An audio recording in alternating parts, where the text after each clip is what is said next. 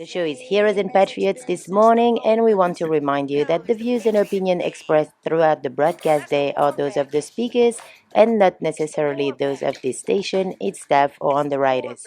Time is usually being made available on this station. Thanks for joining us. You creeps of disguise. Yeah, disinformation. It's like worms in your eyes. You live from the studios of KMUD in Northern California. This is Heroes and Patriots. Today is Thursday, March 7th, 2024, and we are very glad that you have tuned in from around the world. I'm Mary MASSEY with co-host John SAKOWICZ. Good morning, John. Good morning, Mary, and good morning to our audience listening to the broadcast here in Northern California and to the audience listening throughout the country and throughout the world on the web stream.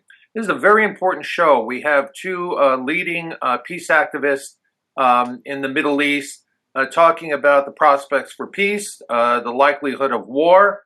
And for those, I recently heard an interesting phrase. It's called fear porn. Someone came up to me the other day and say, Sacco, they accused me of fear porn. They say, with all this talk about the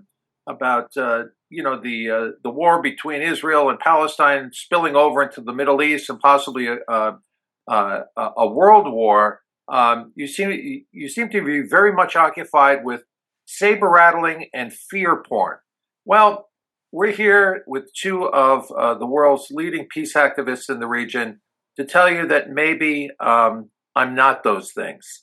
That the prospects for a larger war are real, and what we can do to prevent the spread of that conflict.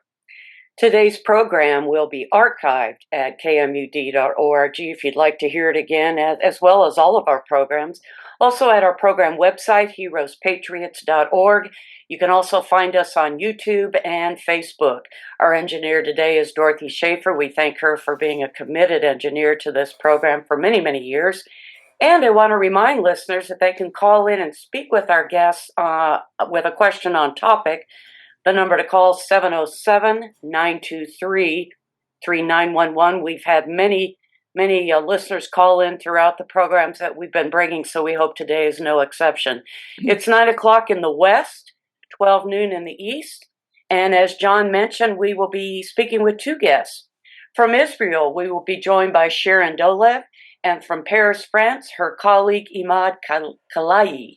I know he'll correct me. And it's a truly international show. We're in Ukiah, California. Emad is in Redway. One guest is in Israel, and another guest is in France. This is really wonderful that your public radio station, your community radio station, KMUD, is able to bring this all together and do these kinds of shows. Thank you, KMUD.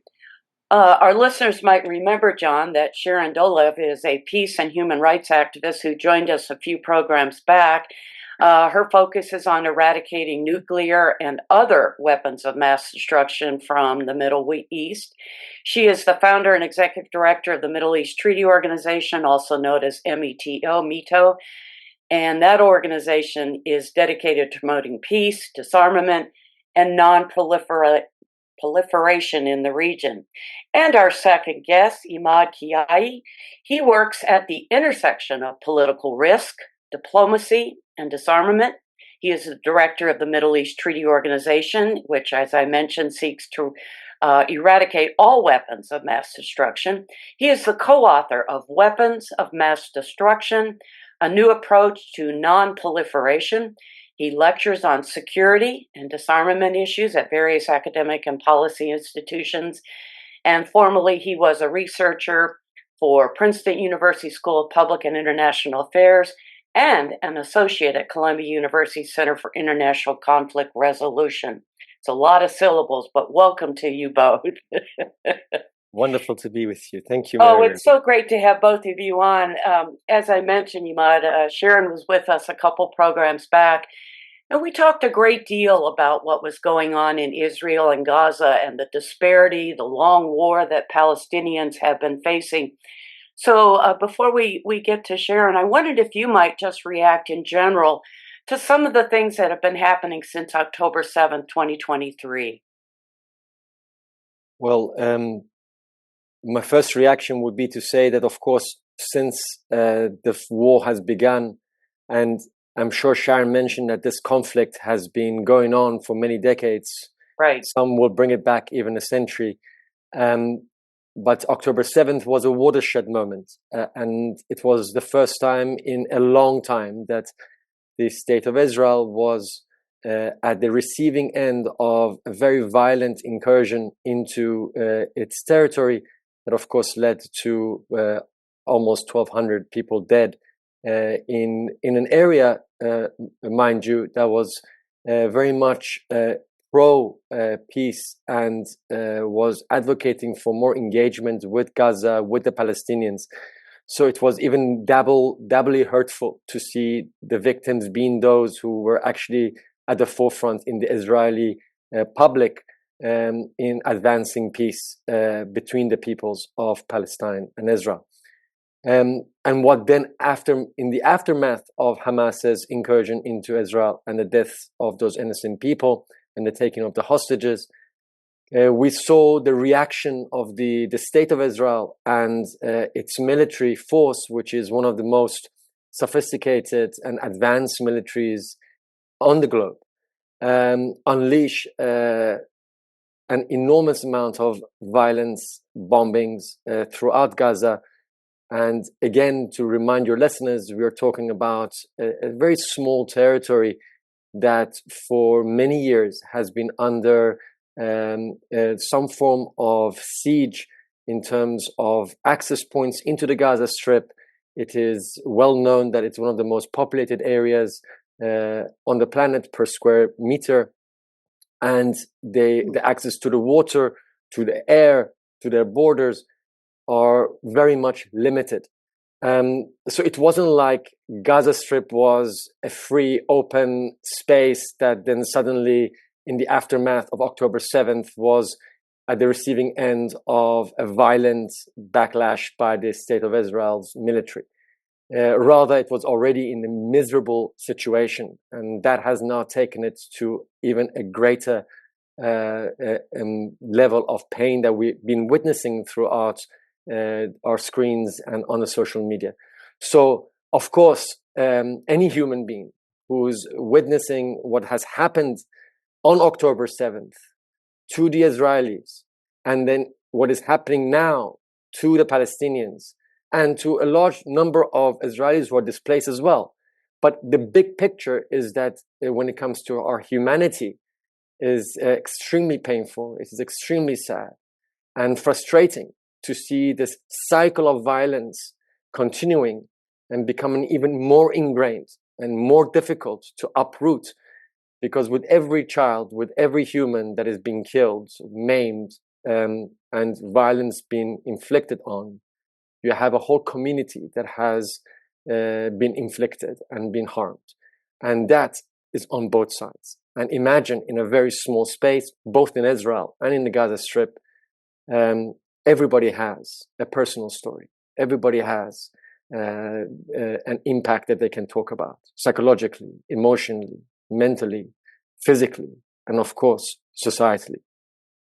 You have to wonder what's going to happen when all of this, at least when the shelling stops. What are these people going to be left with psychologically, as you say, no infrastructure? How long will it take to recover? Sharon, you mentioned in our previous show that this war is a 100-year war, in that Palestine received statehood back in 1923, and then in 1967, Israel came in and sort of subsumed it as a territory, did not allow voting rights or, a certain set of status, if you will. Do you want to add to anything that Emad has said as far as where we are, and just again your further reactions to ceasefire that's been spoken of recently? Vice President Harris is, I wouldn't say demanding it, but is certainly looking that way before Ramadan this weekend. Do you want to speak to any of that? Sam, I just don't remember that 1923, the State of Israel was established in 1947. No, with the Palestine. quotation.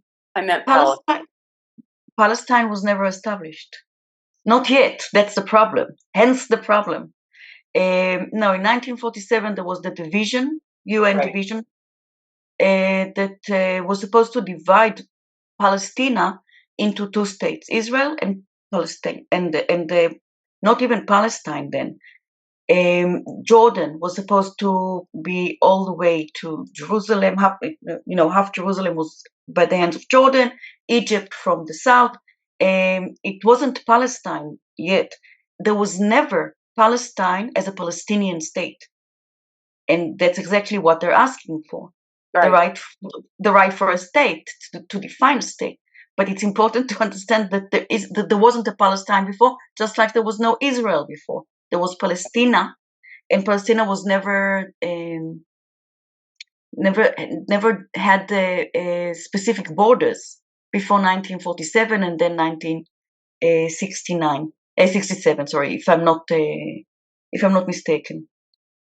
To what Emad said, there's not much to add. I mean, he said it all, but I just want to add to that this is what it seems like. It seems like humanity is extremely stupid and masculine. We always think that the answer to power is more power, and the answer to that more power is more power. Now, patriarchy won, and that's evidential, because even when we're so close, I mean, we see them, they see us. I mean, we don't need a telescope to see where they are, right? Still, to the power that we put, they put more power, and all that and everything that Emad said, we need to remember that even before October 7, lots of Palestinians in Gaza suffered not just from Israel, but they suffered from the hands of Hamas. Right. So it's a continued. I mean, they since ever, Gaza knew very few years of peace. Very few. So this is a question for both of you. And Sharon, I want to come back to you in a second after I get my question out. I'd like you to answer. You raised the whole feminist perspective that these are patriarchies wanting more and more power. In Northern Ireland, we saw the mothers of both sides of that terrible civil war step up. The mothers of those boys who were killed in that civil war step up and demand peace. And peace was finally arrived at. Those women received the Nobel Peace Prize, as you're aware. My question is it possible women from both sides, from both Israel and Palestine, can step up and demand peace? They do. To step aside from these madmen that are running both countries? The question is yes, they already are.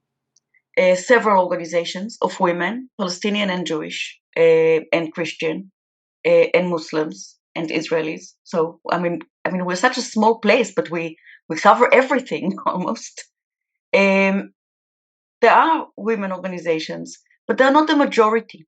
And another thing, I mean, imagine if the international left actually worked with those who tried to solve it. And that's one of the major disappointment I have from the international leftists, because so many times in the far past, when my focus was on Gaza, that I tried to harness the help of international organizations to help exactly women organizations and initiatives.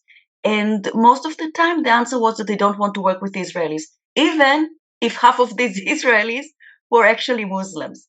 So you see, when there's a movement that is not supported by the vast majority of a society that is very masculine, and in Palestine even more so, and when these movements keep going with no funds, with no help, against their own society, and the international left choose to ignore them, then hope is dented, and I become a bit less hopeful with what's winning with this international.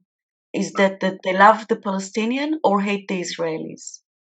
And I came to a very sad conclusion here. I mean, I think hate won over love.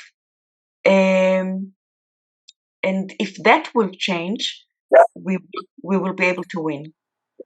I have a question for Emad. Emad, I want you to humanize the Iranian people for me. Here in America, AIPAC and similar organizations have completely demonized the Iranian people. I've been to Iran, and I found them to be a very educated people. I found them to be very marriage and family-oriented people, very traditional values, really, much more so than here in the United States.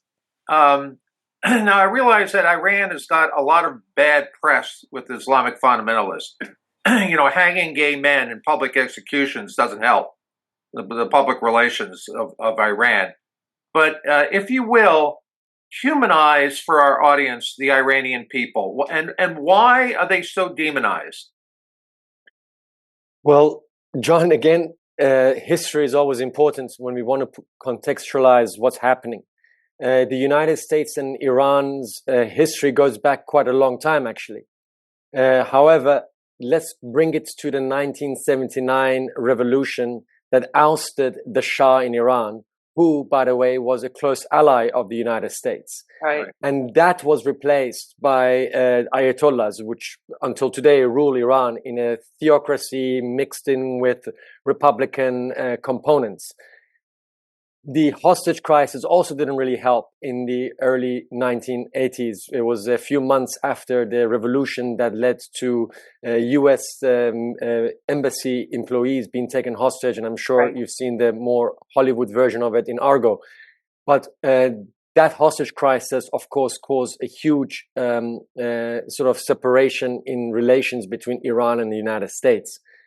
Then, of course, there was a war, an 8-year war, by the way, between Iran and its neighbor Iraq, where the United States, people forget this, supported Saddam Hussein, the same Saddam Hussein that they then wanted to oust in 1991 and later finished the job in 2003, which led to hundreds of thousands of Iraqis being dead.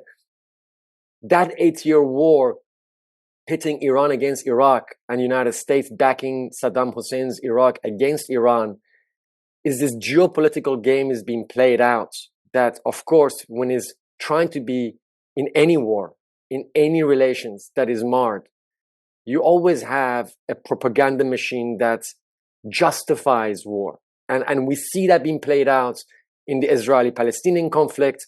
We see it being played out in every other violent conflict that we have seen. And the United States, let's say, propaganda machine to justify the level of violence that is being perpetrated on the Iranians in that initial war, had to paint the Iranians, the nation, its people, its leadership as something of demons or subhumans. We've seen that with Vietnam, by the way. We've seen that. I mean, we can go back to how we characterize the other being our enemy, and dehumanizing and taking that away. This is important, not just on the Iranian case where we're talking about this 45 years of marred relationships. And as you mentioned, John, of course, the Iranian people.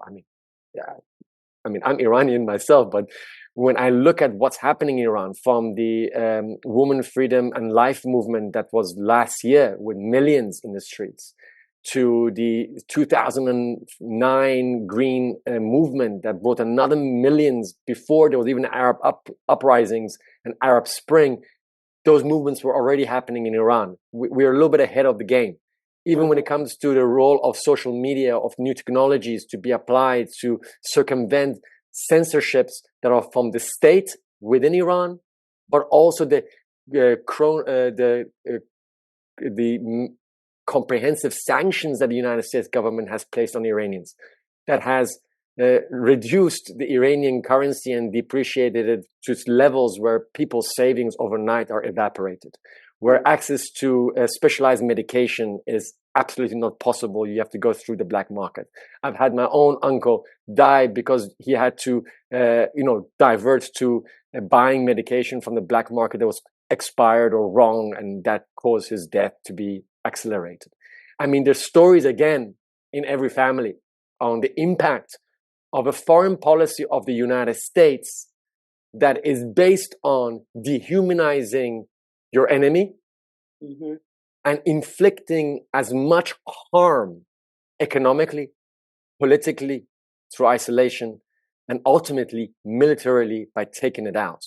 We've seen that in Iraq. It hasn't worked on Iran yet, but mind you, there's been a lot of discussion about the next war being with Iran. It's a bit more complicated because the Iranians have their own sort of mechanisms and interference in regional conflicts that has made it more difficult for the United States to single out Iran and go for it militarily.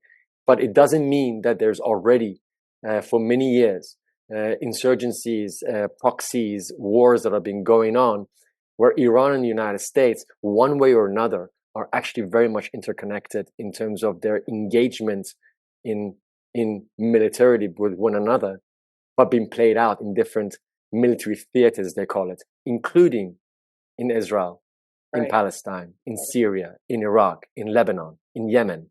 The list goes on. We have a caller, but before we take it, Sharon, would you like to just respond to that? Yeah, I mean, John, you asked Emad to humanize the Iranians to the ears of the Americans. And as Emad was speaking, I was thinking, maybe we should think for a second about humanizing the Americans to the Iranian people. So, because Nice. you see, in the Iran-Iraq war, most people in Iran know people that or themselves suffered from chemical weapons. That's their story. Like the whole story is chemical weapons that they still suffer from, because just like radiation, there are some effects that grow with time, some illnesses that grow with time, and only now we can learn what chemical weapons is doing 40, 50 years later. They are the lab. You know, Sharon, that's a point well taken, because I was at a health retreat in wine country here. We live in wine country. And I met, I won't use his name because I don't have his permission, but a very prominent Iranian, very wealthy Iranian, very big in banking and insurance, financial industry. Ask him if he wants to contribute to us. Yeah, send him our way. And he heard about my radio show, and in fact, even sat in as a silent partner on one of the shows.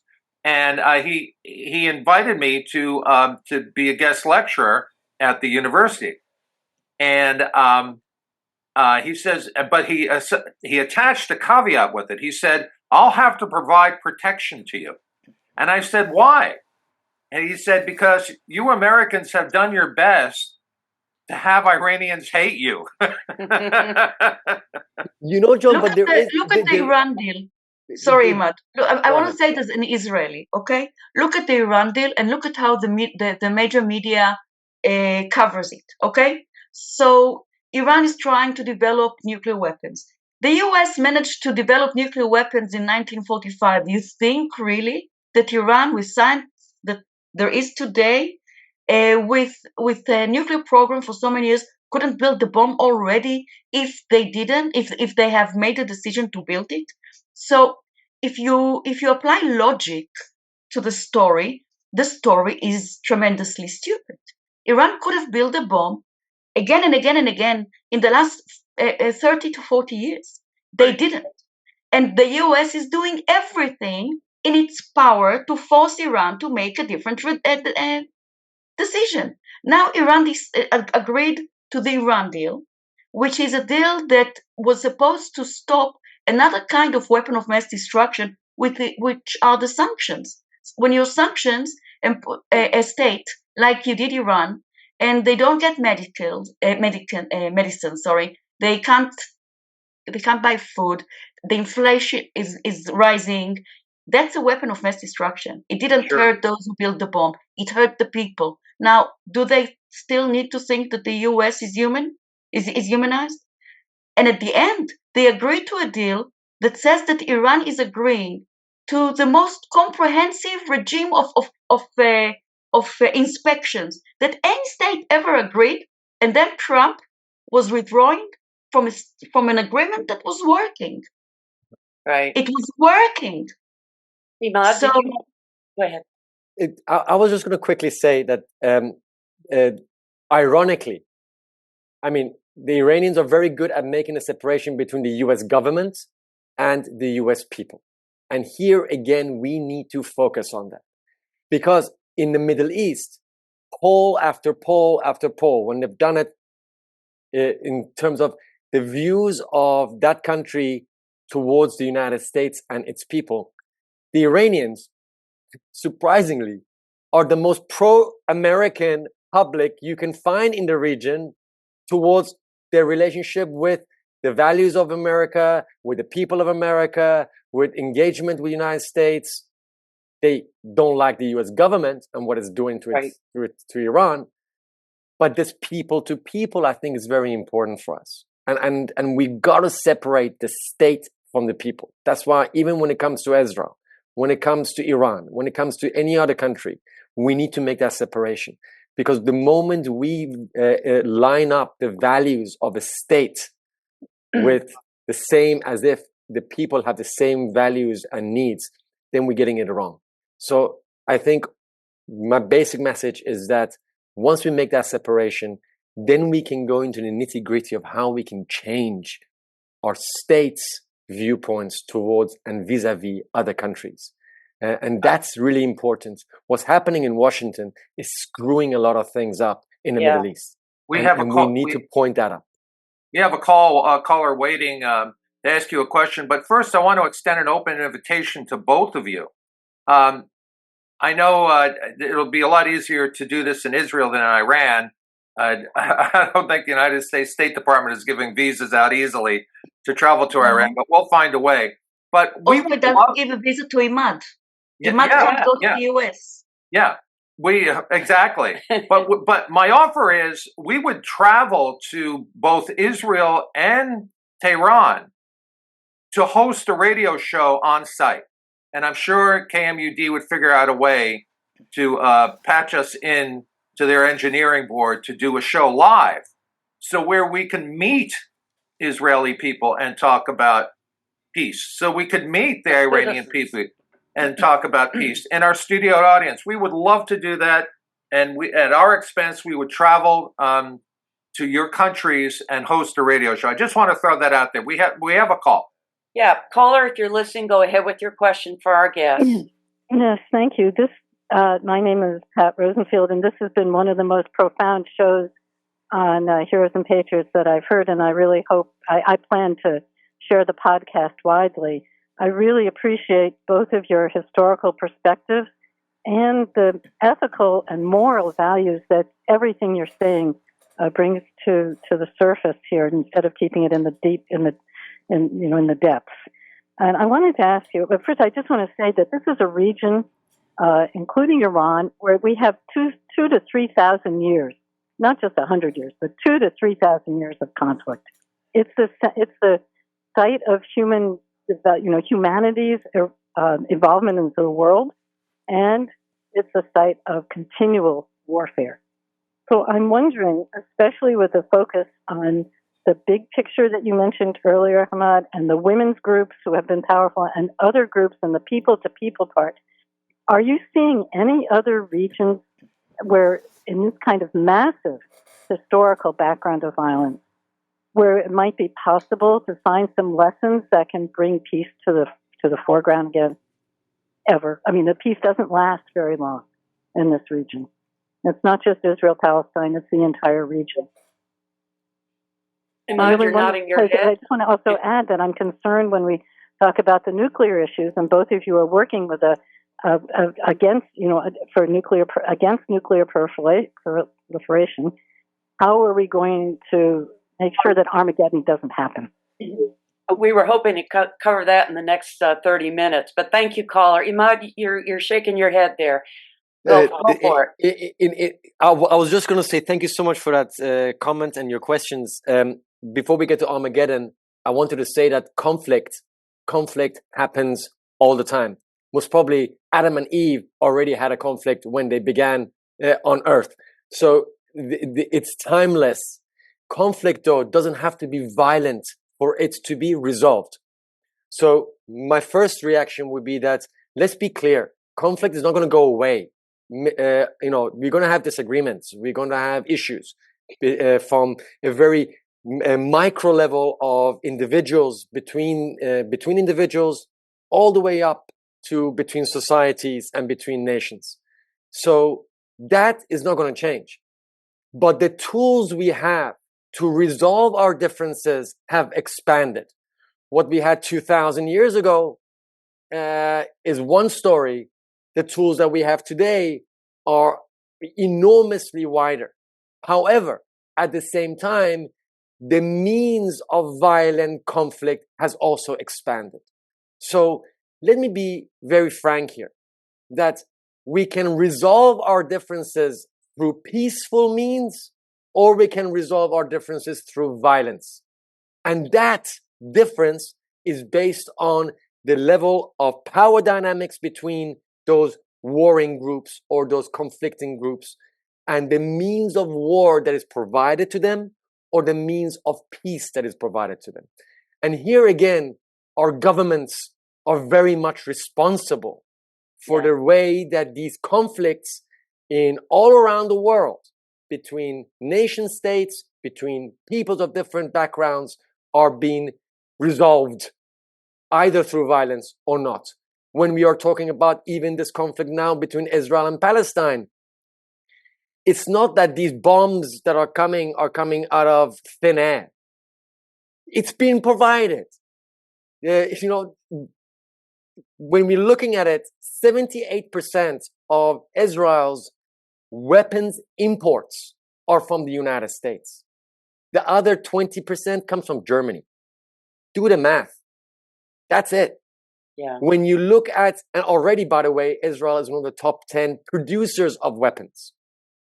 So what I'm trying to say is that once we have militarized this region, half of the United States weapon exports goes to the Middle East.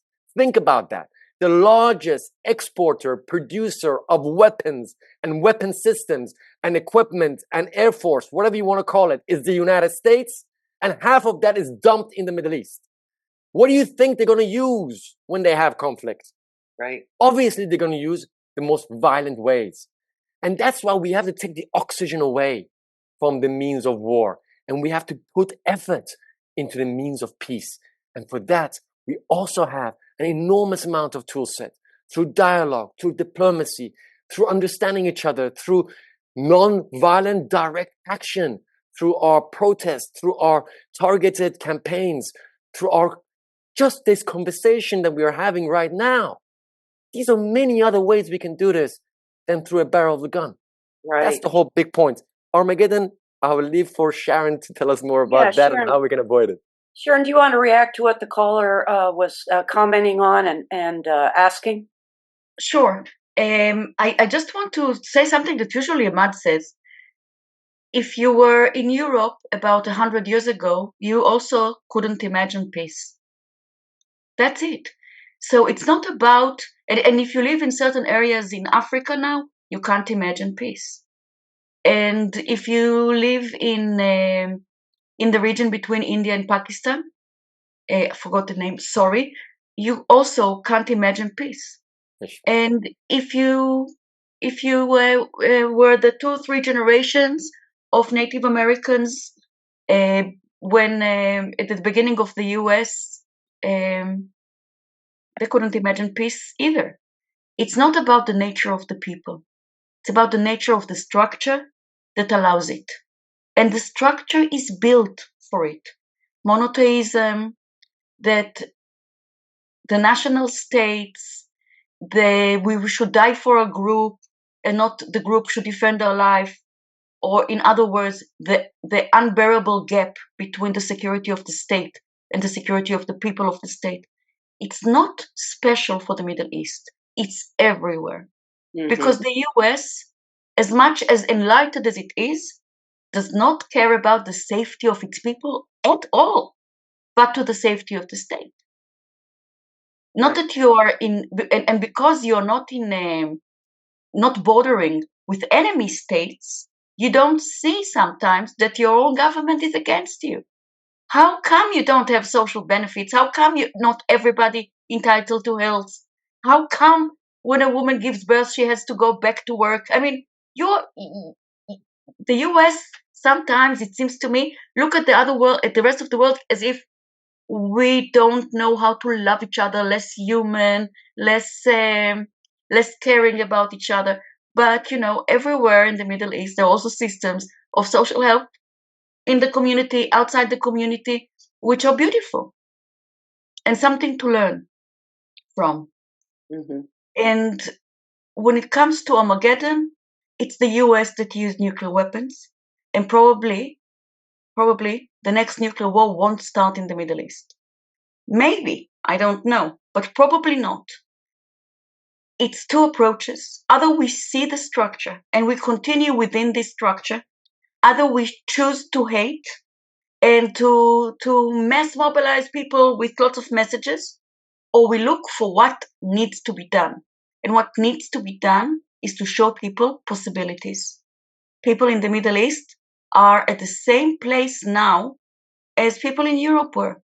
100 years of war with no prospect of peace, and there's not because there's not really a prospect. There's not an image for peace. And I'm happy to say that this is, and to answer the Armageddon question, this is exactly what Emad and me and other colleagues of us are working now. We're working now on the Middle East Peace Initiative, and since our last show and now, we already started applying. We're starting the progress. I mean, we have our objectives. We know how we want to get from here to regional peace. Can we do it alone? No. Anyone that listens to us want to join with you? Yeah, join us. John. Yeah, I have a background as a military contractor and also in law enforcement, and I've served on several UN peacekeeping missions, including investigating war crimes. And one thing I've seen is that even in countries and in areas of conflict that really have bordered on the barbaric, say Aleppo in Syria, or say the Serbian massacres in the former Yugoslavia, UN peacekeeping forces were introduced, and a ceasefire was achieved that eventually led to a cease in hostilities. In the case of the former Yugoslavia, we had the development of several new democratic states. In Syria, we pretty much had the same old, but at least Assad wasn't nerve-gassing his own people. If we can do it in places like Yugoslavia and Syria, why can't UN peacekeeping forces be introduced in Palestine? Well, actually, there is being calls for that. It's not like it's an anomaly. However, by the way, just quickly on Aleppo and on Syria, the use of chemical weapons in Syria have been in multiple cases. And it's important to note that most likely many of those were perpetrated by Assad's government. So let's not forget that one of the uses of chemical weapons has been in Syria, and it's been very devastating. There is no peace in Syria at the moment. Swaths of Syrian land is still fighting between different groups are taking place. The blue helmet, they call them, the UN peacekeeping operations. I will not go into the legalities of it, but it's based on a sovereign state's right to then invite these UN forces into the country and they have very specific mandates that is being provided to them by the UN Security Council. We don't have to go through the mechanics of it, but why we have those peacekeeping operations and where they're located is primarily based on how those conflicts, those violent conflicts, reached a level of resolution that allowed for these forces to enter, including Cyprus, including in the Congo and elsewhere. And there's a lot of questions about the role of these peacekeeping operations in terms of maintaining the peace and in some cases contributing to the violence that then takes place. We've seen and we've heard, unfortunately, some terrible stories in the history of UN peacekeepers where they stood by as carnage was taking place in front of them. So let's keep that also into the gray area that not necessarily is going to be good or bad. Right. However, bringing it back to Palestine and Israel, we need to keep in mind again that this conflict, this violent conflict between Israelis and Palestinians requires an international, let's say, an honest broker between these two groups. At the moment, and for the past few decades, that broker has been the United States. Yeah. Not an honest one, not an impartial one, not a just one. And the reason for that is that everybody who knows this violent conflict between the Israelis and the Palestinians and how to resolve it, we know what is necessary. We know the crux of what is necessary to bring an end to this conflict today. The problem is that those who have to not only have the power to change this, have the influence to tell the Palestinians that, okay, it's time for you to sit at the table, so should you, Israel. Though that influence, that pressure is not present on the key players because, in this case, the United States government and policy towards the Israeli-Palestinian conflict is based on, at all costs, it seems like, to protect the interest of the Israeli government and its position. And until that changes, we will have the problem in being able to reach a resolution on this issue. We have two callers waiting. First caller, please be brief because we're at 42 minutes past the hour. We'd like everyone to get a chance to ask their questions. Go ahead with your question. Can you hear me? We can. Go ahead. Okay, excellent. When I hear, calls for ceasefire, it makes me think what we should be calling for is basically that the easiest way to prevent the harm that's being inflicted on the Palestinians and both sides is to cease the supply of weapons to carry out what's happening. So basically the U.S. government should stop sending weapons and stop sending money to continue the conflict. Thank you, caller. Emad, you're again nodding your head. Stop the supply. Stop the supply. It's that easy, isn't it? No, it's not that easy, but because it's actually not that easy to stop it, that's the problem. Yeah. Just mind you, the U.S. approved $14.1 billion in additional support to Israel in terms of military support, while cutting the only UN agency working in Gaza half of its budget by $500 million. Listen to this. $14 billion towards means of war, and then they cut $500 million from already a meager budget of the only UN agency that is working in Gaza for humanitarian aid delivery. Keep that in mind, that contrast. And then the rest is quite obvious. We have another caller. Caller, if you're listening, go ahead with your question. Thank you again. More pacifist heroes and patriots.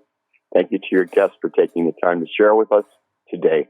Very brief question as we get into the conversation about the potential for nuclear war, not only in the Middle East, but it frightens me to say, that we have a fascist totalitarian government on the rise.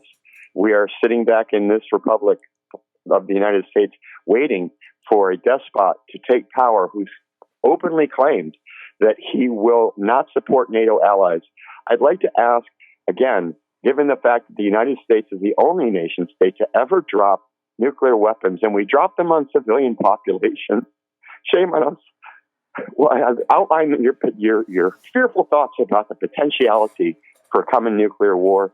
Make a contribution to Emad, guys. It's springtime. We need cash. Thank you, caller. So the question is about former U.S. dropping bombs and where are we now and so forth. Sharon.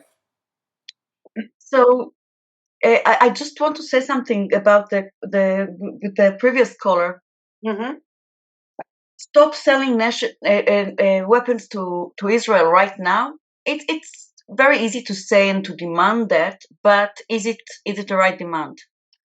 I mean, let's see the situation that Israel is in. And as an Israeli, I can be against 90% of what my government is doing, and yet I still would like to exist.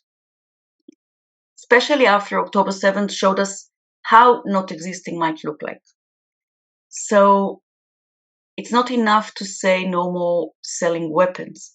Right. What we need to do is to put a model of trust building inside the Middle East, agreements between states, treaties about what can be done with weapons, but also treaties about borders, about recognition, about all states in the region have the right to exist. I mean, it's a bit problematic to deny Israel of weapons while the surrounding countries, much bigger than Israel, are actually not yet all agreed that Israel can survive, can exist. Now, I'm not saying that because I think that that's how it's going to continue. Actually, Emad and I are witnessing every year at the UN something that is actually doing exactly the opposite, and maybe that's why the usual media doesn't cover it.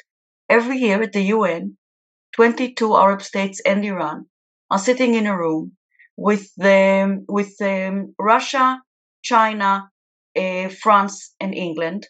The only two states that's supposed to be there and boycotting this very, very important meeting are the US and Israel. And in this room, every year, sitting the states there since 2019 and working on a model for a weapon of mass destruction free zone in the Middle East. So when Israel chooses to join, it can do so safely. Why is the US boycotting this meeting where everything is under consensus there? No one can vote against Israel if Israel doesn't want to. It's the best place to solve this, and the US. Now, why Israel, that is not used to talk about these issues, is boycotting this meeting? I can't understand. Why the US is doing it? I don't know. You want to stop Armageddon? That's the way. You want to stop selling weapons? First have a basic agreement, something that allows the existence of everybody, and then you can stop selling weapons. And I'm saying it with a broken heart because I don't believe in weapons. But first you need to, everything needs to be done in a smart way. We don't have the luxury of continuing being stupid about it. And sadly, we're surrounded by governments and people that are not smart about it. Because a smart person knows that that's not the answer. It doesn't work. Right. John. Yeah, let's move the discussion in the last few minutes we have with you, the last few precious minutes we have with you, towards the prospect of a nuclear war. We've talked about the Samson option, which Sharon, and since our show with Sharon, there is a commentator, who's a very popular commentator on Fox News. His name is Mark Levin. They call him the Great One. He is out. I can't use expletives on the radio, but he is out of his mind. He is totally out of his mind. You said Fox News. Yeah, Fox News. Fox News. And in a recent show, and just Google up Mark Levin and the Samson option, and you'll see the transcript of the remarks that he made.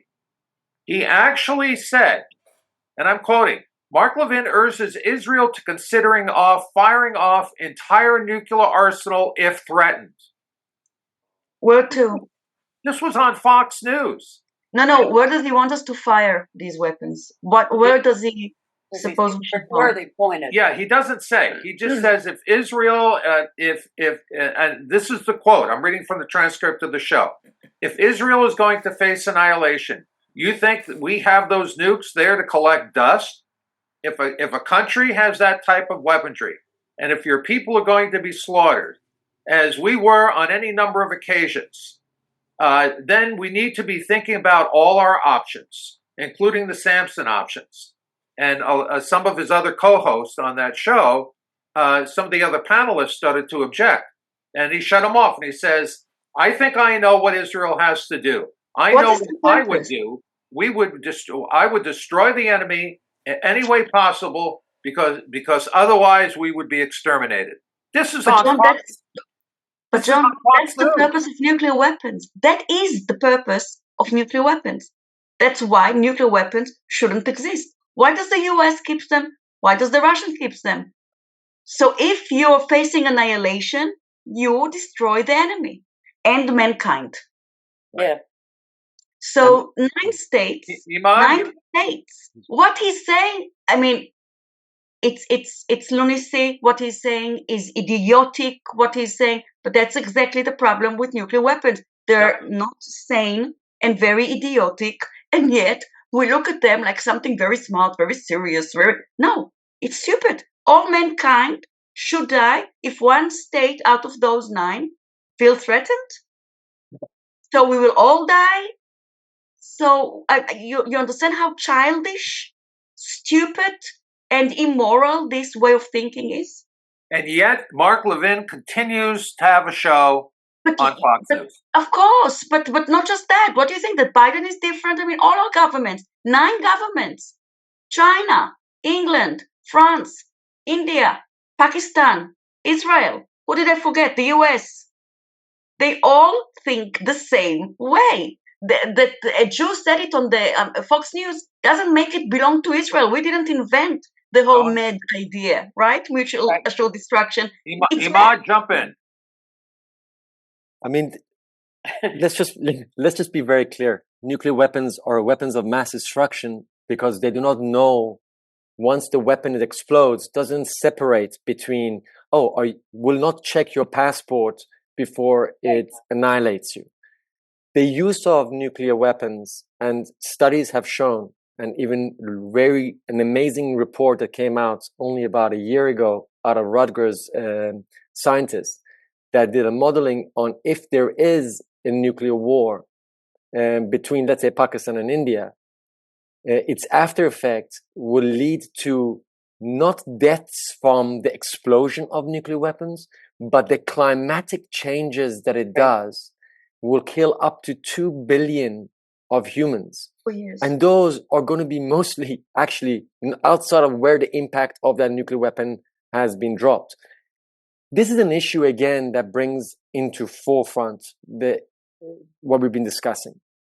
State security, state ego, and its people.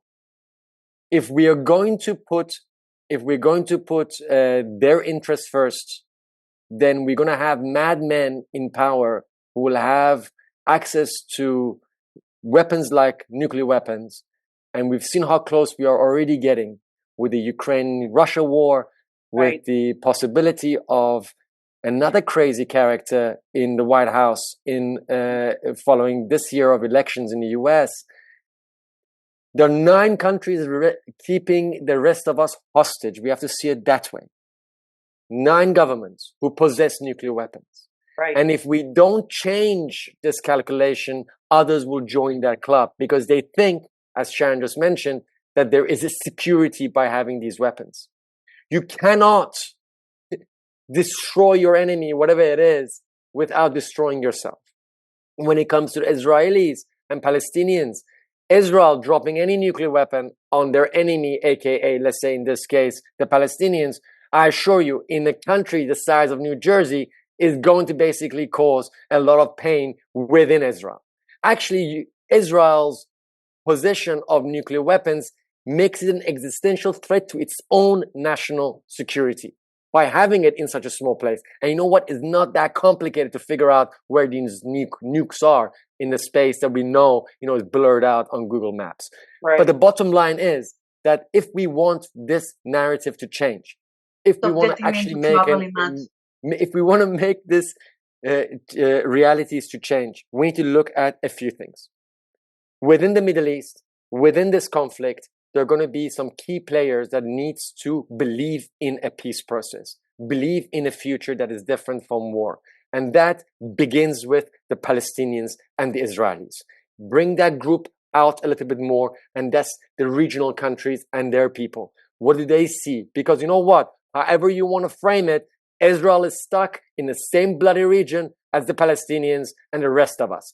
They can't take themselves up and come next to Norway, and the Palestinians can't pick up and go next to Switzerland. So they've got to figure it out. But what is more important than this is that in addition, there needs to be international support. And when I say international support, I'm talking about the United States, because they've got the biggest card in being able to put pressure and at the same time bring these characters to the table. And that's why US foreign policy that is being orchestrated and developed in Washington has to change, because that impacts everybody else outside of the borders of the United States. And most importantly, United States citizens have the power, if they exercise their right, to be able to change who represents them in Washington. Very well said. A great point to end the show and invite you back. We have 2 minutes left. You get a minute apiece. Sharon, why don't you start off, and then Emad, tell our listening audience how we can follow your work, how we can support your work. Sharon? Well, the easiest thing to do is to, I think, a way to support our work is to book us for a Zoom meeting or a lecture. If you want to donate for that, that's even better, because we are actually both volunteers and always looking for funds for our roundtables, for our new media. So that's a great help. So Zoom meetings. Talk to us more. And what organization would we support? The International Campaign to Abolish Nuclear Weapons, or META? No, the Middle East Treaty Organization. Okay. Yeah. And the website is wmd-free.me. And now it's not yet on the website, but now what you will be supporting is mainly our Middle East Peace Initiative. So please do. Emad? Listen, we need resources for peace. Remember what we said. Means of war is getting the bulk of the cash and the political support. We need to change that equation. And each one of us can drop something into the bucket towards peace. Means of peace. And one of them is what Sharon, myself, and a great team is doing at the Middle East Treaty Organization.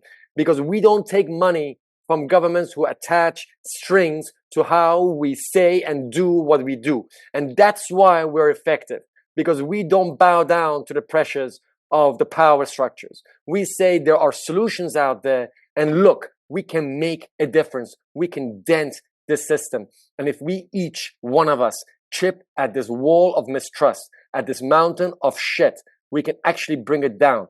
This is as fragile as you can imagine it. We just have to believe that each one of us can do their part. And your part can be through helping us financially, bringing us on to more airwaves, bringing us in front of more eyeballs, and so that we can together create a movement that can see truth to power and to be able to speak it and to do it. And my God, we can make this happen. We have made already miracles happen with our work, as Sharon has mentioned. And we can do any more. of your listeners is part of a peace movement, peace group, please invite us for a meeting, for a Zoom meeting.